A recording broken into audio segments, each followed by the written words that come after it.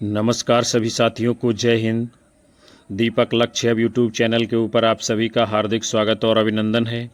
हम आपके मध्य में महत्वपूर्ण प्रश्नों की श्रृंखला को लेकर के हाजिर हैं, जो आपके लिए UP TGT, PGT, GIC, GDC, LT, KVS, NVS, DSSB, BPSC, RPSC और अन्य सभी प्रतियोगी परीक्षाओं में महत्वपूर्ण साबित होंगे।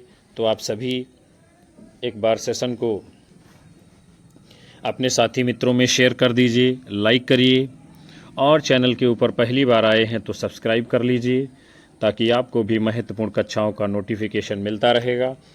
तो चलिए हम शुरुआत करेंगे शानदार प्रश्नों की श्रृंखला को। पहला प्रश्न आपके सामने है, न खास हिंदी न खास उर्दू जबान गोया मिली जुली हो, ये कथन किसका है? शिव प्रसाद सितारे हिंद, भारतेंदु हरिश्चंद्र, राजा लक्ष्मण सिंह, जॉर्ज ग्रियर्सन। यानी कौन जो है हिंदी और उर्दू जुबान की मिली जुली बात कर रहा है? तो आपका सही जवाब हो जाएगा यानी राजा शिव प्रसाद सितारे हिंद हिंदी और उर्दू का मिला जुला रूप यानी हिंदुस्तानी के समर्थक थे, और राजा लक्ष्मण सिंह संस्कृत निष्ठ हिंदी का समर्थन करते थे। राजा शिव प्रसाद सितारे हिंद और राजा लक्ष्मण सिंह को राजा द्वय के नाम से जाना जाता है। अगला प्रश्न है, सिद्ध हेमचंद्र शब्दानुशासन किस तरह का ग्रंथ है? व्याकरण संबंधी, ज्योतिष संबंधी, साहित्यिक व धार्मिक। सिद्ध हेमचंद्र शब्दानुशासन ये किस प्रकार का ग्रंथ है? तो ये जो है व्याकरण संबंधी ग्रंथ है। कैसा ग्रंथ है? व्याकरण संबंधी ग्रंथ है। उसके बाद में अगला प्रश्न है, जमीन पक रही है, ये कविता संग्रह है, किसका है? नागार्जुन, नरेश मेहता, केदारनाथ अग्रवाल, केदारनाथ सिंह। जमीन पक रही है ये कविता संग्रह किसका है? तो आपका सही जवाब होगा केदारनाथ सिंह जी का है। अगला प्रश्न आपके सामने है, किस विद्वान ने कहा कि बुद्ध देव के बाद भारत में सबसे बड़े लोकनायक तुलसीदास थे? कामिल बुल्की, जॉर्ज ग्रियर्सन, विलियम जोन्स और विलियम कैरी। किसने कहा कि बुद्ध देव के बाद भारत में सबसे बड़े लोकनायक तुलसीदास थे? तो आपका सही उत्तर होगा जॉर्ज ग्रियर्सन। उसके बाद में अगला प्रश्न आप सभी के सामने है, फोर्ट विलियम कॉलेज के हिंदुस्तानी के प्रोफेसर कौन थे? Gilchrist, Pincott, William Jones, Grierson. Fort William College के हिंदुस्तानी के प्रथम प्रोफेसर कौन थे? तो आपका सही उत्तर माना जाएगा गिलक्राइस्ट जी थे। और फोर्ट विलियम कॉलेज की स्थापना कब होती है? 1800 ईस्वी में। कहाँ होती है? कलकत्ता में होती है। आपका अगला प्रश्न है, उर्वशी पर लिखी गई किसकी समीक्षा से विवाद उत्पन्न हो गया था? नेमिचंद्र जैन, धर्मवीर भारती, भारत भूषण अग्रवाल, भगवत शरण उपाध्याय। उर्वशी मतलब रामधारी सिंह दिनकर की रचना की बात की जा रही है। उस पर किसकी लिखी गई समीक्षा से विवाद उत्पन्न हो गया था? तो आपका सही उत्तर क्या माना जाएगा? भगवत शरण उपाध्याय ने जो समीक्षा लिखी थी उससे विवाद हुआ, और उर्वशी के ऊपर एक पुरस्कार दिया गया था। वो कौन सा पुरस्कार और कब दिया गया था, आप सभी को बताना है। अगला प्रश्न है, मैं कहता हूँ आँखें देखी, तू कहता कागद की लेखी। इस काव्य पंक्ति का आशय क्या है? प्रत्यक्ष ज्ञान पुस्तकी ज्ञान एक ही है? बिल्कुल गलत है। प्रत्यक्ष ज्ञान को ही पुस्तकों में लिखा जाता है, ये भी गलत है। प्रत्यक्ष ज्ञान पुस्तकी ज्ञान से हीन है, ये भी गलत है। तो आपका सही आंसर क्या हो जाएगा? विकल्प डी, स्वानुभव शास्त्रीय ज्ञान से बड़ा होता है। यानी जिसको आपने स्वयं अनुभव किया है, जो घटनाएं आपके ऊपर स्वयं बीती हुई हैं, तो उससे बड़ा कोई अनुभव आपको नहीं दे सकता है। किताबों में वो अनुभव आपको नहीं मिल सकता है, शास्त्रों में नहीं मिल सकता है। अगला प्रश्न है, गीत फरोश में कवि क्या कहना चाहता है? कवि के लिए सुनहरे अवसर बहुत हैं, ये तो गलत है। कवि पैसे के लिए गीत लिखता है, ये भी बात गलत है। कवि ज्ञान और संवेदना से हीन होता जा रहा है, ये भी गलत है। तो गीत फरोश ये क्या है? ये काव्य संग्रह है, काव्य रचना है। किसकी है? भवानी प्रसाद मिश्र की है। तो इसमें जो है कवि क्या कहना चाहता है? आपका उत्तर विकल्प बी होगा, दूसरों के मनमाफी कविता लिखने और बेचने के लिए कवि विवश है। अगला प्रश्न है, राम तुम मानो हो ईश्वर नहीं हो क्या? विश्व में रमे हुए नभी नहीं सभी कहीं हो क्या? तब मैं निरीश्वर ईश्वर क्षमा करे, तुम न रमो तो मन तुम्हें रमा करे। आधुनिक दृष्टिकोण से प्रेरित मैथिली शरण गुप्त ने राम के विषय में यह काव्योक्त किस ग्रंथ में लिखी है? पंचवटी, साकेत, नहुष और विष्णुप्रिया। ये भी प्रश्न जो है अभी जो है 2026 के एग्ज़ाम में पूछा गया है, किसी परीक्षा में आया हुआ प्रश्न है ये। तो ये कहाँ से लिया गया है पंक्ति को? यानी साकेत महाकाव्य से। किसका है साकेत महाकाव्य? मैथिली शरण गुप्त का। अगला प्रश्न है धर्मवीर भारती के संदर्भ में क्या सही नहीं है? तो वे व्यक्ति स्वातंत्र्य के विरोधी कवि हैं, गलत बात है।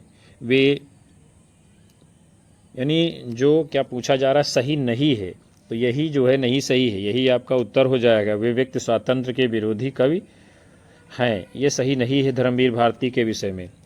और सही क्या क्या है? वे व्यक्ति स्वातंत्र्य के पक्षधर कवि हैं, वे किशोर भावुकता के लेखक हैं, वे मिथकी संदर्भों पर आधारित कविता लिखने वाले कवि हैं। ये तीनों बातें सही हैं। आपका उत्तर विकल्प ए होगा। अगला प्रश्न है अंधेर नगरी नाटक का अंतिम दृश्य क्या है? अरण्य, जंगल, बाजार और शमशान। तो सभी को अंत में शमशान ही जाना पड़ता है, तो इस प्रकार से आप याद कर सकते हैं कि अंधेर नगरी नाटक का अंतिम दृश्य क्या होगा? शमशान होगा। और अंधेर नगरी ये नाटक किसका है? भारतेंद्र हरिश्चंद्र का। प्रहसन श्रेणी का नाटक है। फिर अगला प्रश्न है मैंने भावना में एक भावना का वर्णन किया है, मेरे लिए वह संबंध और संबंधों से बड़ा है। मैं वास्तव में अपनी भावना से प्रेम करती हूँ जो पवित्र, कोमल और अनश्वर है। ये संवाद किस पात्र का किसके प्रति है? कालिदास का मल्लिका के प्रति। बिल्कुल गलत बात है। मल्लिका का स्वगत कथन यानी मल्लिका स्वयं से कहती है, नहीं। मल्लिका का कालिदास के प्रति भी गलत है। सही उत्तर है आपका मल्लिका अंबिका, यानी मल्लिका जो है अपनी माँ अंबिका से कहती है कि मैंने भावना में भावना का वर्णन किया है। और ये आषाढ़ का एक दिन मोहन राकेश का जो नाटक है वहाँ से ये कथन लिया गया है। आषाढ़ का एक दिन का प्रकाशन 1958 में होता है। अगला है भाषा ठीक करने से पहले मैं मनुष्यों को ठीक करना चाहता हूँ। समझे प्रस्तुत संवाद चंद्रगुप्त नाटक में किस पात्र का है? वररुचि, चाणक्य, चंद्रगुप्त, राक्षस। तो चंद्रगुप्त नाटक किसका है? ये जयशंकर प्रसाद का है। इसका प्रकाशन 1931 में होता है। और ये किसका कथन है? तो ये आपका चाणक्य का कथन है। चाणक्य जी कहते हैं कि भाषा ठीक करने से पहले मैं मनुष्यों को ठीक करना चाहता हूँ। अगला प्रश्न आपके समक्ष है सर्वसुख नामक अग्रवाल बनिया की कथा किस उपन्यास में है? देवरानी जेठानी की कहानी, वामा शिक्षक, भाग्यवती, निस्सहाय हिंदू। तो सर्वसुख नामक बनिया की कथा जो है किस उपन्यास में है? तो आप सभी का सही जवाब होगा देवरानी जेठानी की कहानी उपन्यास में। और किसका उपन्यास है आप सभी को कमेंट बॉक्स में बताना है। निस्सहाय हिंदू राधा कृष्ण दास का है, भाग्यवती श्रद्धाराम फिल्लौरी का है, और वामा शिक्षक ये जो है 2 लोगों का है, संयुक्त रूप से लिखा गया है। कौन है वो 2 लोग आप सभी को बताना है। अगला प्रश्न है हिंदी में नावल के अर्थ में उपन्यास पद का प्रथम प्रयोग किसने किया है? महावीर प्रसाद द्विवेदी, भारतेंद्र हरिश्चंद्र, प्रताप नारायण मिश्र, बालकृष्ण भट्ट। हिंदी में नावल के अर्थ में उपन्यास पद का प्रथम प्रयोग जो है किसने किया है? तो आपका सही उत्तर क्या हो जाएगा इस प्रश्न का? भारतेंद्र हरिश्चंद्र जी ने। भारतेंद्र हरिश्चंद्र जी जो है एक उनकी रचना है मालती, उसकी ये भूमिका लिख रहे थे और उसी में ये जो है नावल शब्द का प्रयोग प्रथम बार किया है। अगला प्रश्न है तलाकशुदा माता पिता की संतान की मानसिकता पर आधारित उपन्यास कौन सा है? महाभोज, अंधेरे बंद कमरे में, और आपका बंटी, शेखर एक जीवनी। बहुत ही शानदार उपन्यास है। तलाकशुदा माता पिता की संतान की मानसिकता पर आधारित उपन्यास कौन सा है? तो आपका सही जवाब क्या हो जाएगा इस प्रश्न के लिए? यानी कि आपका बंटी। इसमें अजय है। कौन है? अजय है। और कौन है? शकुन है। अजय और शकुन इन दोनों का पुत्र है बंटी। इन दोनों का पुत्र बंटी है। अजय कौन है? पति है। शकुन पत्नी है। और इन दोनों का तलाक हो जाता, संबंध विच्छेद। अजय दूसरी महिला के प्रति आकर्षित है और थोड़े समय बाद जो है शकुन जो महिला है ये दूसरे पुरुष के प्रति आकर्षित यानी उससे प्रेम करने लगती है। और इन दोनों के बीच में पिस्ता कौन है? ये बंटी। तो यही जो है इसकी कहानी है। आगे बढ़ते हैं हम लोग। अगला प्रश्न है, निम्नलिखित में से कौन सा निबंध रामचंद्र शुक्ल द्वारा रचित नहीं है? अच्छा प्रश्न, महत्वपूर्ण, आप सभी के सामने है। कौन सा जो है शुक्ल जी का निबंध नहीं है?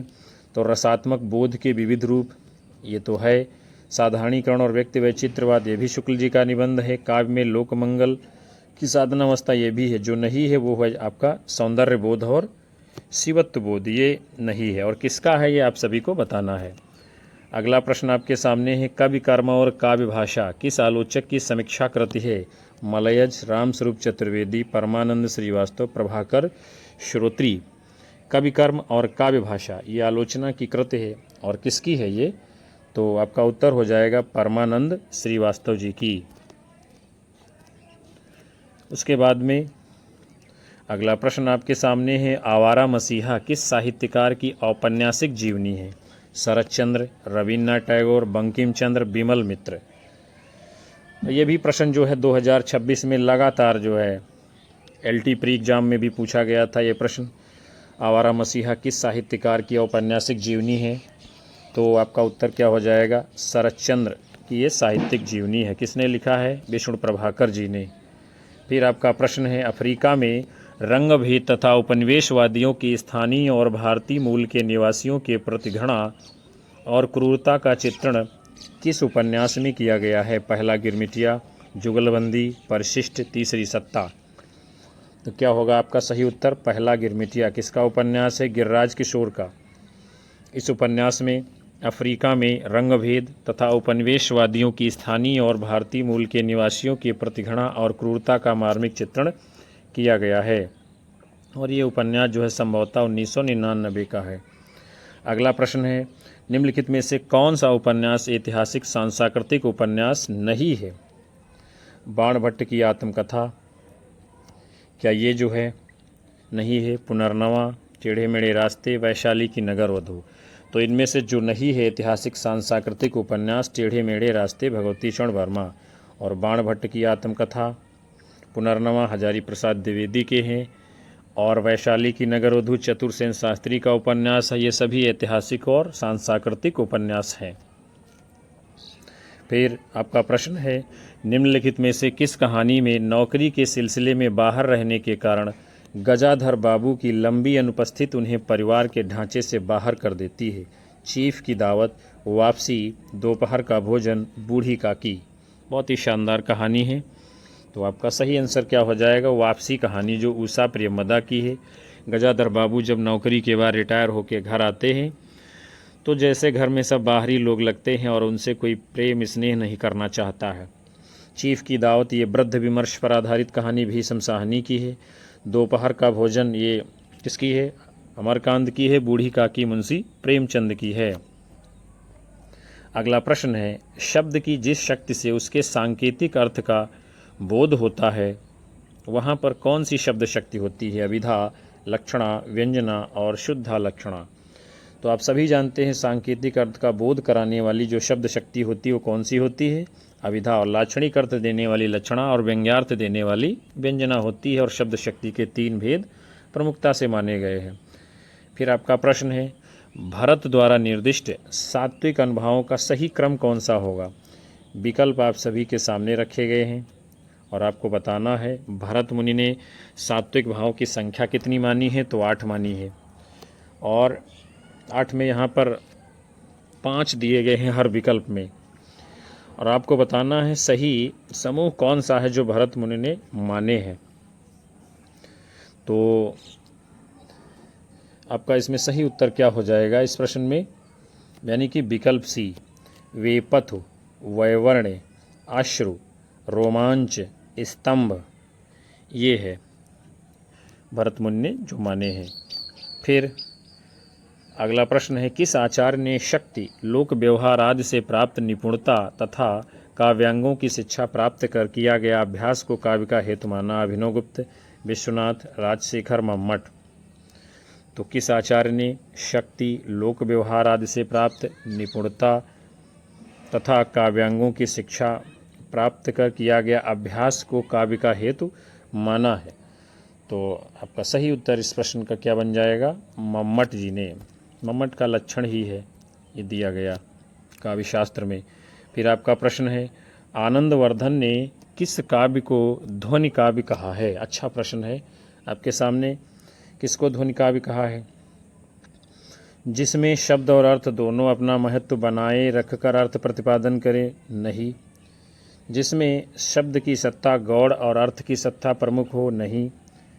जहाँ अर्थ की सत्ता गौड़ और शब्द की सत्ता प्रधान हो? नहीं। उत्तर क्या होगा आपका? जहाँ शब्द और अर्थ दोनों अपने अर्थ का उत्सर्जन कर व्यंग्यार्थ को अभिव्यक्त करें उसे ही आनंदवर्धन ने ध्वनि कहा है। अगला प्रश्न आप सभी के सामने है, नीत्शे का संबंध किस विचारधारा से है? मनोविश्लेषणवाद, उत्तराधुनिकतावाद, मार्क्सवाद, अस्तित्ववाद। तो नीत्शे का संबंध किस विचारधारा से है? तो आपका सही जवाब हो जाएगा अस्तित्ववाद से है। किससे? अस्तित्ववाद से। कार्ल मार्क्स का मार्क्सवाद से है, फ्रायड एडलर यूंग का मनोविश्लेषणवाद से है। उसके बाद में आपका अगला प्रश्न है, अपने काव्य सिद्धांत की निर्मित के लिए किस पाश्चात्य आचार्य ने सहजानुभूत की अवधारणा का सहारा लिया है? Matthew Arnold, Croce, Longinus, Eliot. काव्य सिद्धांत के निर्माण के लिए किस पाश्चात्य आचार्य ने सहजानुभूत की अवधारणा का सहारा लिया है? तो सहजानुभूत की अवधारणा का सहारा लेने वाले कौन हैं? क्रोचे जी हैं। पाश्चात्य से आपको रचनाएं और उनके सिद्धांत जरूर याद रखने, यहाँ से प्रश्न बनता है। फिर अगला प्रश्न है, प्लेटो के अनुसार एक समर्थ कवि काव्य रचना किस प्रकार जो है करता है? किस प्रकार करता है? तो पहला ही उत्तर इसमें हो जाएगा, किसी सचेष्ट कलात्मक प्रेरणा की अपेक्षा दैवी शक्ति से प्रेरित और अभिभूत। यानी दैवी शक्ति का जो है प्लेटो के काव्य में बड़ा महत्व है, इसी से प्रेरित होकर कवि जो है रचना करता है। और बाकी जो है सचेष्ट कलात्मक प्रेरणा ये गलत है, दैवी शक्ति की भूमिका निरपेक्ष ये भी बात गलत है। और अगला विकल्प है अपने वैज्ञानिक ज्ञान के सम्यक प्रयोग द्वारा, ये भी गलत है। अगला प्रश्न आपके सामने है, रामविलास शर्मा कृत महावीर प्रसाद द्विवेदी और हिंदी नवजागरण, ये आलोचनात्मक रचना है रामविलास शर्मा की। इसका प्रकाशन काल पूछा जा रहा है 1965, 1977, 1982, 1972। तो रचना का नाम है महावीर प्रसाद द्विवेदी और हिंदी नवजागरण, रामविलास की रचना है। और इसका प्रकाशन क्या हो जाएगा? सही जवाब 1977 ईस्वी में। इम्पॉर्टेंट रचना है, महावीर प्रसाद द्विवेदी के बारे में सब कुछ लिखा है शर्मा जी ने। अगला प्रश्न है, अस्मिता मूलक विमर्श को किस साहित्यिक पत्रिका ने सर्वाधिक संवर्धित किया? वर्तमान साहित्य, वागर्थ, हंस और दस्तावेज। तो अस्मिता मूलक विमर्श को कौन सी साहित्यिक पत्रिका ने सर्वाधिक संवर्धित यानी आगे बढ़ाया, उसको मजबूत किया है? तो आपका उत्तर हो जाएगा हंस पत्रिका। अगला प्रश्न है, भारत भारती के संबंध में कौन से कथन सही हैं? देखते हैं हम लोग कौन से कथन सही हैं। भारत भारती की रचना मुसद्दसे मद्दो जज्जे इस्लाम की प्रेरणा से हुई है, बिल्कुल ये बात ठीक है। फिर क्या है, राष्ट्रीय सांस्कृतिक चेतना जगाने में ये कृत विफल रही, गलत बात है। इसने तो राष्ट्रीय सांस्कृतिक चेतना को जगाने का सफल प्रयास किया है। गुप्त जी भारत दर्पण के लेखक ब्रजमोहन दत्तात्रेय कैफी से भी प्रभावित थे, क्या ये बात सही है? तो इस प्रश्न में जो है ये भी बात सही है। फिर है, इसमें आद्यंत भारत की दयनीय स्थिति का चित्रण किया गया, ये बात गलत है। यानी आद्यंत का मतलब शुरू से आखिर तक जो है भारत की दीनता को दिखाया गया नहीं, दीनता दिखाई गई है लेकिन अंत तक नहीं। तो आपका उत्तर क्या हो जाएगा? ए और सी, दो बातें सत्य हैं। ए और सी किसमें है? आपका विकल्प ए कूट सही हो जाएगा उत्तर के रूप में। फिर उसके बाद में अगला प्रश्न आपके सामने है, सिद्धों से संबंधित रामचंद्र शुक्ल के कौन से कथन सही है? यानी सिद्धों के बारे में शुक्ल जी ने क्या कहा है वो आपको बताना है। तो वो देखते हैं हम लोग। वज्रयान से आकर महाशुकवाद का प्रवर्तन किया, ये तो ठीक है। नाथपंथ सिद्धों की परंपरा से नहीं निकला, गलत बात, यहाँ नहीं लगा है, बिल्कुल गलत हो गया। सिद्धों का साहित्य शुद्ध साहित्य के अंतर्गत नहीं आता है, क्या ये बात शुक्ल जी ने कही है? तो ये तो उन्होंने कहा, तभी तो सिद्धों को जो है बाहर रखा है इन्होंने साहित्य की श्रेणी से। फिर है सिद्धों की बानियाँ सांकेतिक नहीं, ये भी गलत, यहाँ नहीं लगा हुआ है, यानी सांकेतिक है। तो दो बातें सही हैं। वज्रयान में आकर महाशुकवाद का प्रवर्तन हुआ है, यानी ए, और सिद्धों का साहित्य शुद्ध साहित्य के अंतर्गत नहीं आता, दोनों बातें शुक्ल जी मानते हैं, ए और सी आपका उत्तर हो गया। उसके बाद में फिर अगला प्रश्न आप सभी के सामने है, द्विवेदी युग की प्रवृत्तियाँ कौन सी हैं? तो इसमें समाज सुधार और इतिवृत्तात्मकता 2 हो जाएगा, यानी ए और सी यहाँ आपका उत्तर हो जाएगा। और स्वच्छंदता ये जो है नहीं है, गीत काव्य की प्रचुरता ये भी क्या है, नहीं है। समाज सुधार भारतेंद्र युग में भी होता है, लेकिन द्विवेदी युग में भी रहता है। बाल विवाह, विधवा विवाह, पुनर्जागरण, तमाम सारी जो है समस्याओं को सुलझाने का काम द्विवेदी युग में हुआ। अगला है गीत नाट्य, इनमें से कौन से हैं? कौन से इनमें से गीत नाट्य हैं आपको बताना है। तो आपका अग्निलीक और उन्मुक्त, अग्निलीक और उन्मुक्त ये 2 गीत काव्य हैं। किसमें? विकल्प बी में आपका ये भी हो जाएगा। अग्निलीक किसका है? भारत भूषण अग्रवाल का। उन्मुक्त किसका है? सियाराम शरणगुप्त का। और नेपथ्य राग किसका है? और त्रिशंकु रचना किसकी है? आप सभी को बताना है। अगला प्रश्न है, शास्त्रानुसार अर्थ प्रकृति के प्रकार हैं। अर्थ प्रकृति के प्रकार कौन से हैं? वैसे तो अर्थ प्रकृतियों के 5 प्रकार भारतीय काव्यशास्त्र में हैं, लेकिन यहाँ पर कौन कौन से हैं ये आपको बताना है। तो इसमें जो है बिंदु है और बीज है। बीज, बिंदु, पताका, प्रक्रिया और कार्य, ये 5 प्रकार की अर्थ प्रकृतियाँ हैं। तो आपका उत्तर सी और डी, 2 विकल्प इसमें से हो जाएगा। फिर अगला प्रश्न है, भीष्म साहनीकृत तमस उपन्यास का कथानक किन विषयों पर केंद्रित है? तो तमस उपन्यास में क्या क्या है देखते हैं हम लोग। इसमें विभाजन की त्रासदी है और सांप्रदायिक विद्वेष है। तो यानी आपका सही जवाब क्या हो जाएगा? ए और डी। ए और डी आपका विकल्प ए में है, यही आपका उत्तर है। स्त्री विमर्श और सामाजिक विषमता ये सब नहीं होगा। तमस ये 1973 की रचना है। किसकी है? भीष्म साहनी की है।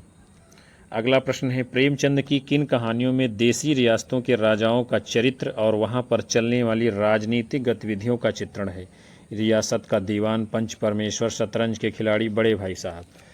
तो आपको जो है इन कहानियों को पढ़ने से ही लग रहा होगा किसमें देसी रियासत के राजाओं का चरित्र और वहाँ के चलने वाली राजनीतिक गतिविधियों का चित्रण हुआ है। रियासत का दीवान और शतरंज के खिलाड़ी, यानी ए और सी, 2 आपका उत्तर हो जाएगा। इसमें राजनीतिक गतिविधियाँ हैं और देसी रियासतों के राजाओं का चरित्र दिखाया गया है। बाकी सभी कहानियाँ किसकी हैं? मुंशी प्रेमचंद जी की। अगला प्रश्न है, निम्नलिखित में से हिंदी के यात्रा वृत्तांत कौन कौन से हैं? इनमें से आपको बताना है। तो अरे यायावर रहेगा याद, एक तो ये यात्रा वृत्तांत है। फिर दूसरा कौन सा है?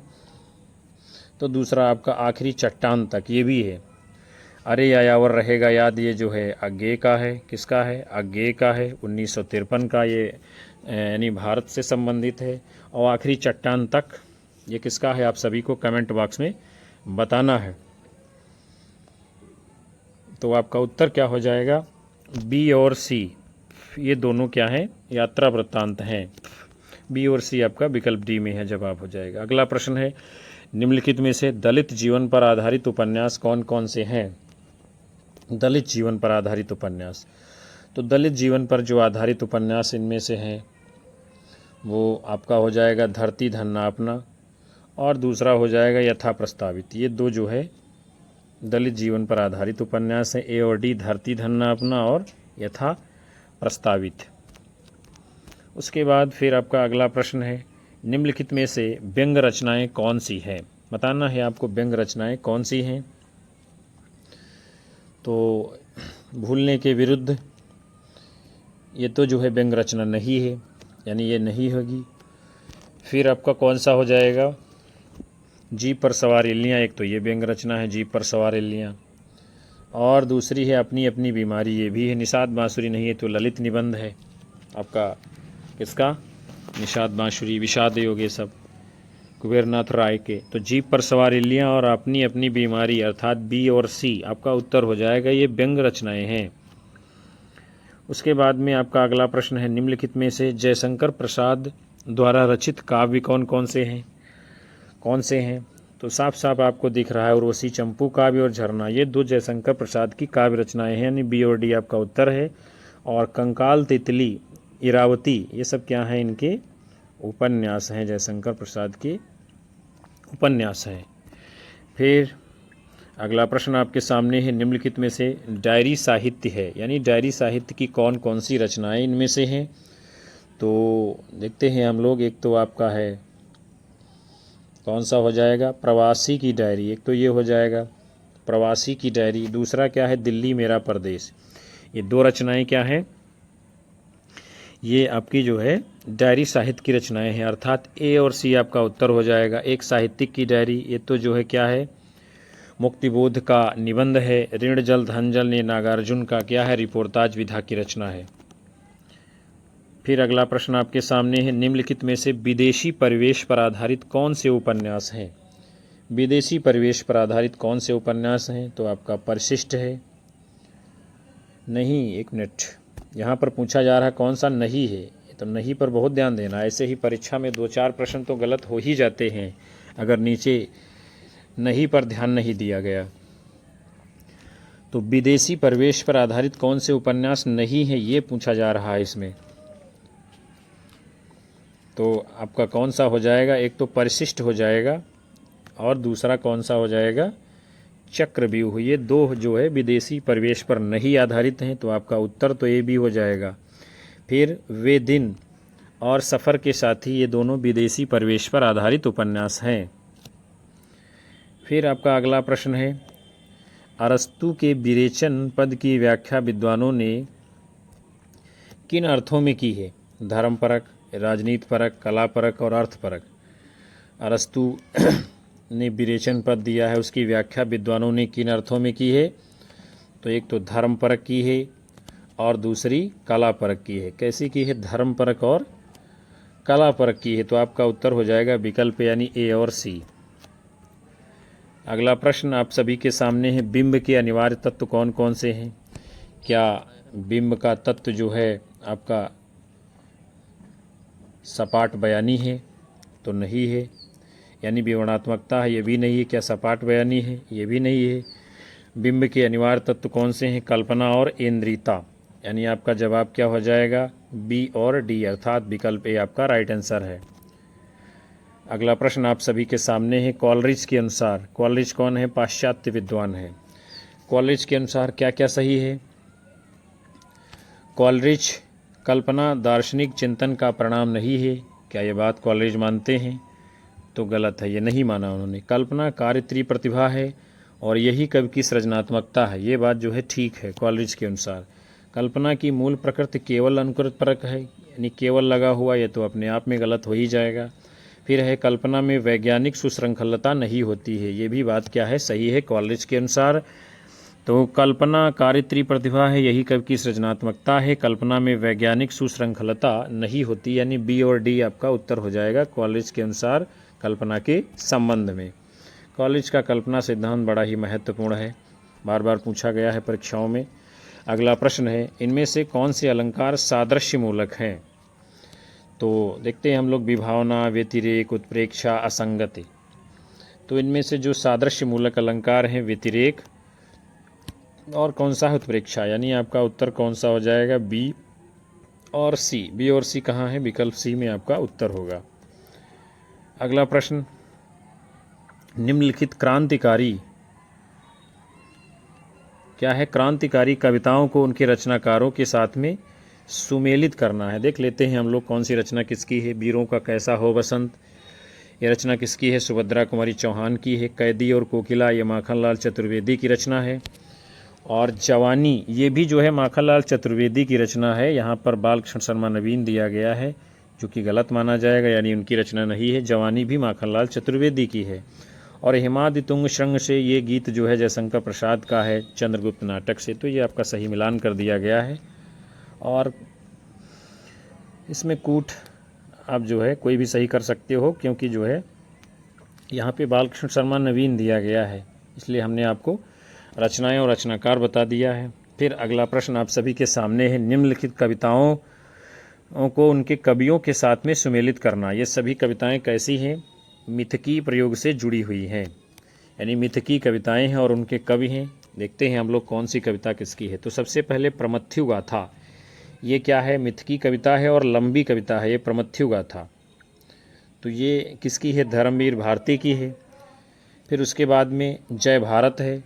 जय भारत ये किसकी है, ये मैथिली शरण गुप्त की है जय भारत।